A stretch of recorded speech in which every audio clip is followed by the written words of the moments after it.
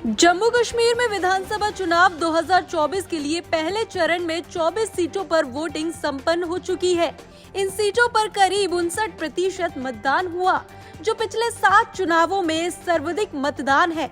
अब सभी राजनीतिक दल दूसरे चरण की तैयारियों में लग गए हैं। इसी क्रम में आज गुरुवार को प्रधानमंत्री नरेंद्र मोदी ने जम्मू कश्मीर के श्रीनगर में रैली को संबोधित किया और पार्टी के प्रत्याशियों के लिए वोट मांगे। वहीं पीएम मोदी ने अपने भाषण की शुरुआत कश्मीरी भाषा में की। उन्होंने कहा कि हम सबका मकसद जम्मू कश्मीर की तेज तरक्की है। तेज तरक्की का जज्बा और बुलंद करने के पैगाम के साथ मैं आपके बीच में आया हूँ।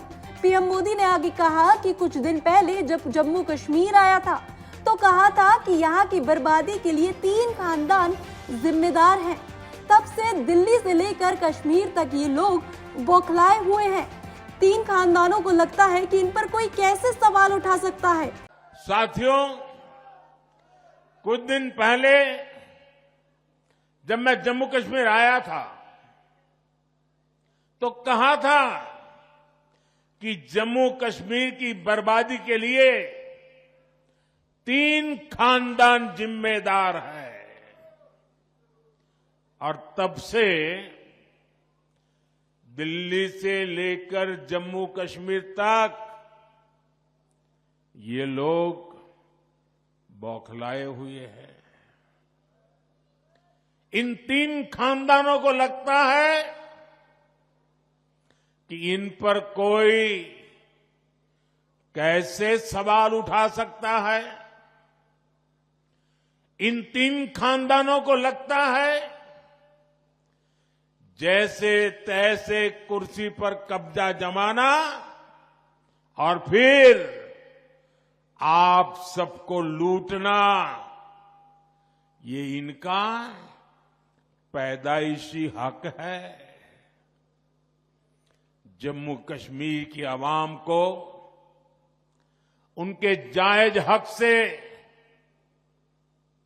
महरूम रखना ही